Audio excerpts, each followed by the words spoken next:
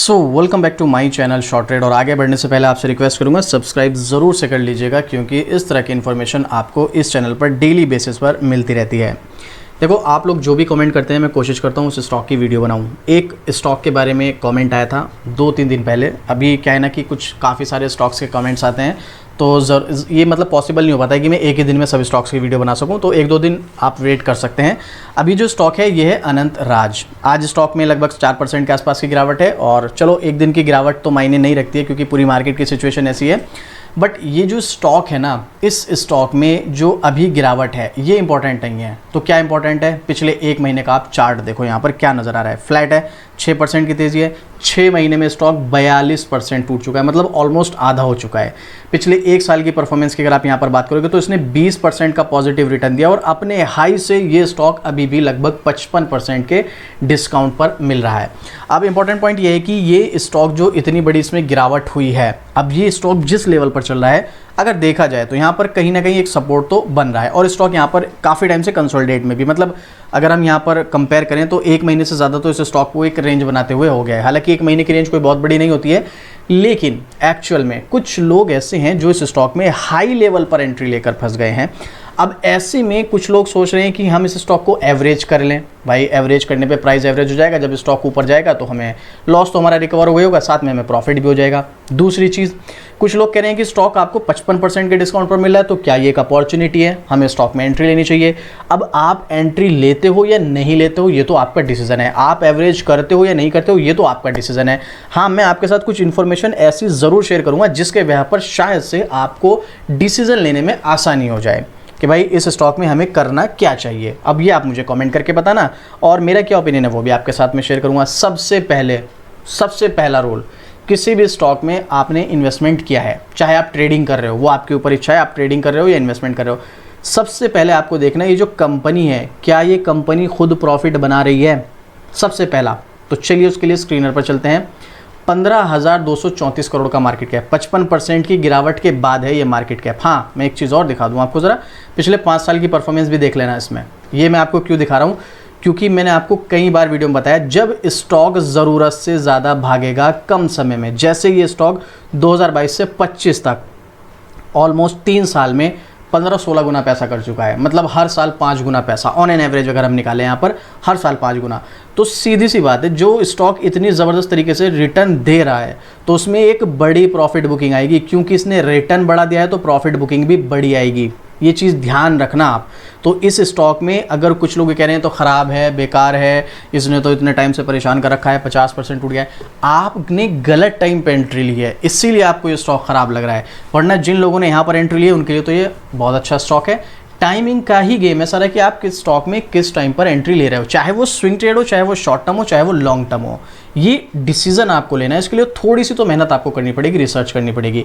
अब देखो, swing trade के लिए अगर आपको स्टॉक चाहिए तो स्विंग ट्रेड बहुत रिस्की होता है, और वहाँ पर आपको बहुत सारी चीज़ें देखनी पड़ती हैं। आप टेक्निकल देखो, स्टॉक के फंडामेंटल, फाइनेंशियल, इसके अलावा इसका ट्रेंड देखो, न्यूज़ देखो, सब कुछ देखना पड़ता है। या तो आप खुद से करो। अगर आप स्विंग ट्रेड के लिए चाहते हैं, स्विंग ट्रेड में फ़ायदा ये होता है कि आप हर महीने प्रॉफिट बना सकते हो और 2 महीने में प्रॉफिट बना सकते हो। लॉन्ग टर्म में अगर आप जा रहे हो इन्वेस्टमेंट में तो उसमें आपको लंबा समय देना पड़ेगा। यहाँ पर फ़ायदा ये है कि छोटे टाइम में आपको प्रॉफिट मिलेगा, बट मिलेगा छोटा प्रॉफिट ही, और छोटे छोटे प्रॉफिट को बना के एक बड़े प्रॉफिट में कन्वर्ट आप कर सकते हो तो ठीक है, नहीं तो कोई बात नहीं। उसके लिए भी हमने यहाँ पर मेंबरशिप स्टार्ट किया। आप ज्वाइन बटन पर क्लिक करके हमारी ये मेंबरशिप ज्वाइन कर सकते हो, जहाँ पर आपको हर महीने स्विंग ट्रेड के लिए स्टॉक्स मिलेंगे और आप हर महीने प्रॉफिट बना सकते हो। अगर आप बनाना चाहते हो हर महीने प्रॉफिट स्विंग ट्रेड के through, proper stop loss, time, target, कौन से स्टॉक में कितने टाइम के लिए किस लेवल पे एंट्री लेनी, सब कुछ आपको यहाँ पर मिलेगा। तो उसके लिए आप मेंबरशिप ज्वाइन कर सकते हो और हर महीने प्रॉफिट बना सकते हो। चलो, अपने 5 साल का तो मैंने आपको चार्ट दिखा दिया, मैंने आपको बताया ना सही टाइम पे एंट्री का खेल है। तो यहाँ पर हम कहाँ थे, यहाँ पर थे 15,234 करोड़ का मार्केट कैप। अब कंपनी अगर डिविडेंड दे रही है तो सीधी सी बात है प्रॉफिट मेकिंग है, और प्रॉफिट मेकिंग कंपनी है तो बहुत पॉजिटिव पॉइंट है भाई शेयर होल्डर्स के लिए। तो यहाँ पर थोड़ा सा स्क्रॉल कीजिएगा। सबसे पहला रूल, क्या कंपनी प्रॉफिट बना रही है? तो आपको इस डेटा को देखने के बाद क्या लग रहा है कि कंपनी प्रॉफिट बना रही है या नहीं। अभी मार्च में भी अगर आप देखोगे इसको 2025 में, इसका नेट प्रॉफिट 119 करोड़ का है, जो कि लास्ट क्वार्टर में 110 करोड़ था, और अगर आप ईयर ऑन ईयर पर बात करेंगे तो मार्च 2024 में 84 करोड़ था, जो भी बढ़कर 119 करोड़ हो गया। तो ईयर ऑन ईयर हो या क्वार्टर ऑन क्वार्टर हो, दोनों तरीके से कंपनी में प्रॉफिट बढ़ रहा है, ये बहुत पॉजिटिव पॉइंट है। इसके अलावा ओवरऑल भी अगर आप यहाँ पर देखोगे तो मार्च 2014 से लेकर फाइनेंशियल ईयर 2025 तक ऑलमोस्ट 11 साल में कंपनी का एक भी फाइनेंशियल ईयर ऐसे नहीं जहां पर कंपनी को लॉस हुआ हो। हाँ, ये बात अलग है, कोविड के बाद कंपनी का नेट प्रॉफिट बहुत घट गया था। 2019 में जहां पर 40 करोड़ का नेट प्रॉफिट था, 2020 में घटकर 24 करोड़ और 2021 में घटकर सिर्फ 9 करोड़ का रह गया था। लेकिन यहाँ पर भी कंपनी ने लॉस नहीं किया था, रही प्रॉफिट मेकिंग ही थी। और उसके बाद 2021 के बाद 2022 से फिर देख लो, फिर से कंटिन्यूस के प्रॉफिट में बढ़ोतरी देखने को मिली और अर्निंग पर शेयर इसका 12.40 रुपये पहुंच गया है। सबसे पहला रूल यही है, आप किसी भी स्टॉक में जा रहे हो देख लो कंपनी प्रॉफिट मेकिंग है या नहीं। अगर कंपनी प्रॉफिट मेकिंग है तो there is a high chances कि वो आपको प्रॉफिट निकाल के देगी। अगर कंपनी खुद ही लॉस मेकिंग है तो वहां पर हो सकता है वो स्टॉक कभी कभी बीच बीच में बहुत बड़ा बड़ा रिटर्न दे दे, लेकिन रिस्क लेवल बहुत ज़्यादा बढ़ जाता है और हर कोई बहुत ज़्यादा रिस्क नहीं ले सकता है, ये चीज़ ध्यान रखिएगा। बाकी इसने सब कुछ अपना ठीक ठाक मेंटेन किया हुआ है। जैसे अगर आप सेल्स ग्रोथ देखेंगे अच्छी मेंटेन है, प्रॉफिट ग्रोथ ज़बरदस्त मेंटेन है, CAGR भी कमाल का है, इसका रिटर्न ऑन इक्विटी थोड़ी सी कम है, बाकी सब कुछ मेंटेन। और देखो सिर्फ 482 करोड़ का कर्ज है मार्च 2025 में, जो कि एक टाइम में अगर आप देखोगे 2018 में 2600 करोड़ का तो अपने डेट को भी कम किया इसने। आप देखो कितना कम कर लिया है भाई, 15,000 करोड़ की कंपनी पर अब सिर्फ 482 करोड़ का डेट है और इसके रिजर्व 4,000 करोड़ प्लस के हैं। और इसके फिक्स एसेट भी अगर आप देखेंगे तो 1350 करोड़ के, हालांकि फिक्स एसेट इसके घटे हैं, 2,500 से घटकर जो है 1300-1400 करोड़ हो गए हैं। बीच में इसके रिजर्व्स भी घट गए थे, लेकिन फिर से रिजर्व्स बढ़ने स्टार्ट हो चुके हैं। तो यहाँ पर कुछ चीज़ें बीच में थोड़ी सी प्रॉब्लमेटिक हो गई थी, बट अब फिर से सब कुछ सिचुएशन संभलती नजर आ रही है और अपने डेट को कंटिन्यू कम करना, ये भी अपने आप में एक बहुत बड़ी बात है। अब मैं किसी को मोटिवेट नहीं कर रहा हूँ इस स्टॉक में एंट्री लेने के लिए, लेकिन आप देखो यहाँ पर FIA का स्टेक 13% के समथिंग, DI 6.5%, 60% था ज़्यादा प्रमोटर, कितना बचा सिर्फ 20% के आसपास यहाँ पर पब्लिक है। आप एक बार इसके फंडामेंटल और इस कंपनी का फ्यूचर और बिजनेस मॉडल ज़रूर देख लेना, उसके बाद आप डिसीजन लेना। फाइनेंशियल इसके काफ़ी अच्छे देखने को मिल रहे हैं। मैं फिर से रिपीट कर रहा हूँ, आंख बंद करके एंट्री मत लेना, क्यों उसका रीज़न आपको टेक्निकल चार्ट पर चलकर पता चलेगा। देखते हैं पहले एक बार यहाँ पर मनी कंट्रोल वेबसाइट पर एनालिस्ट का कोई व्यू है तो आप यहाँ पर नाम पढ़ सकते हैं, अनंत राज लिमिटेड। थोड़ा सा ज़रा स्क्रॉल कीजिएगा, यहाँ पर एनालिस्ट का व्यू 4 एनालिस्ट ने रेटिंग दी है, जिसमें से 3 तो बाय रिकमेंडेशन, 1 आउटर परफॉर्मर। ना तो किसी एनालिस्ट ने सेल करने के लिए बोला है, ना ही होल्ड करने के लिए। और ये जो रेटिंग दी जाती है ये अगले 1 साल के हिसाब से दी जाती है कि अगले 1 साल में स्टॉक कैसी परफॉर्मेंस कर सकता है।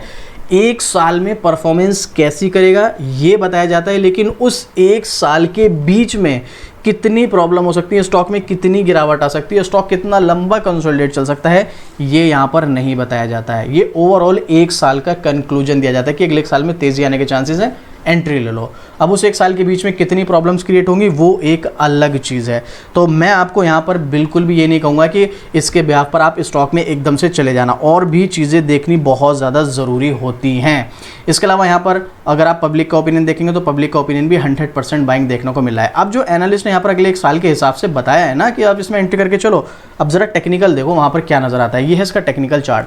अब देखो ये तो अच्छी बात है, स्टॉक एक सपोर्ट बना ही रहा है, क्योंकि देखो यहाँ पर इसने सपोर्ट लिया, मार्च फेब में भी सपोर्ट लिया, मार्च में भी सपोर्ट लिया, अब अप्रैल में भी लिया और अब मई में भी इसी लेवल पर सपोर्ट ले रहा है। मतलब हर महीने स्टॉक इसी लेवल पर है, फेब, मार्च, अप्रैल और मई, चौथा महीना हो गया इसको ऑलमोस्ट यहाँ पर। तो इसका मतलब यहाँ पर ज़्यादातर चांसेस हैं, देखो मार्केट में गारंटी किसी चीज़ की नहीं होती, लेकिन ज़्यादातर चांसेस है स्टॉक यहाँ से कंसोलिडेट चल सकता है। और अगेन अगर आप यहाँ पर टाइम फ्रेम चेंज करके स्विंग ट्रेड के लिए स्टॉक लेना चाहें तो छोटे छोटे प्रॉफिट यहाँ पर भी बना सकते हैं, बट उसके लिए एक तो बहुत ज़्यादा रिस्क लेना पड़ेगा, दूसरी चीज़ आपको टेक्निकल आना चाहिए। अगर नहीं आता है तो फिर आपको बिल्कुल भी स्टॉक में नहीं जाना है, और अगर आप जाओगे तो फिर फंस जाओगे। अब आपकी मर्जी है, आपका डिसीजन होगा आपको क्या करना चाहिए। हाँ, रही 1 साल की बात, हमने यहाँ पर देखा ना अगले 1 साल के हिसाब से एक्सपर्ट्स ने, एनालिस्ट ने यहाँ पर व्यू दिया है कि आप इसमें एंट्री ले सकते हैं, बिल्कुल ले सकते हैं। लेकिन उस 1 साल में हो सकता है स्टॉक 6 महीने, 7 महीने, 8 महीने, 9 महीने, 10 महीने इसी रेंज में कंसोलिडेट करता हुआ नजर आए। हो सकता है 2 महीने कंसोलिडेट करे।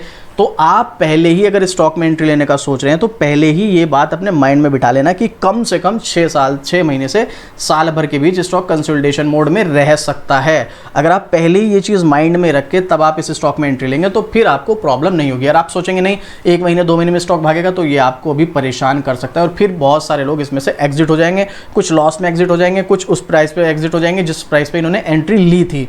तो सोच समझ के आप डिसीजन लीजिएगा, कम से कम 6 महीने से साल भर का पहले ही माइंड में सेट कर लेना, कंसोलिडेट चल सकता है और उसके अकॉर्डिंग आप इसमें एंट्री ले सकते हैं। हाँ, अच्छी बात है, स्टॉक आपको डिस्काउंट पर मिल रहा है, बट डिस्काउंट पर मिलने का फायदा भी सिर्फ उन्हीं लोगों को होगा जो स्टॉक में लॉन्ग टर्म के पर्पज से एंट्री लेने का प्लान करेंगे। अब आप चाहें तो इस स्टॉक में बिल्कुल एवरेज कर सकते हैं, लेकिन वो लोग कर सकते हैं जिन्होंने इस स्टॉक को लॉन्ग टर्म के लिए रखना है। कुछ लोग इसमें एंट्री लेने का प्लान करें, बिल्कुल कर सकते हैं, लेकिन वो लोग करें जिनको लॉन्ग टर्म के लिए होल्ड करना है। और अगर किसी को स्विंग ट्रेड के लिए स्टॉक चाहिए तो देखो, स्विंग ट्रेड के लिए अगर आप बहुत ज़्यादा रिस्क ले सकते हो, टेक्निकल जानते हो, तो ही एंट्री लेना, अदरवाइज इस स्टॉक से दूरी बना के रखना। और ये मेरा पर्सनल ओपिनियन है, हो सकता है मैं गलत हूँ। तो आप इस स्टॉक में एक बार अपने फाइनेंशियल एडवाइजर से सलाह जरूर ले लेना। नहीं कुछ समझ में आ रहा है, कोई डाउट है, कोई क्वेश्चन है, कमेंट करो, आपके कमेंट का डेफिनेटली रिप्लाई मिलेगा। कोई भी क्वेश्चन होगा आपका, कोशिश करूंगा आपके क्वेश्चन का रिप्लाई करूं। और अपना कोई ओपिनियन शेयर करना चाहते हैं, इस स्टॉक से रिलेटेड कोई न्यूज़ शेयर करना चाहते हैं, तो भी कमेंट करके जरूर से बताइएगा। इस तरह की अपडेट आपको शॉर्ट ट्रेड पर डेली बेसिस पर मिलती है, तो शॉर्ट ट्रेड को भी सब्सक्राइब जरूर से कर लेना। तो चलिए मिलते हैं फिर से इसी तरह की एक और ज़बरदस्त जानकारी के साथ। जय हिंद।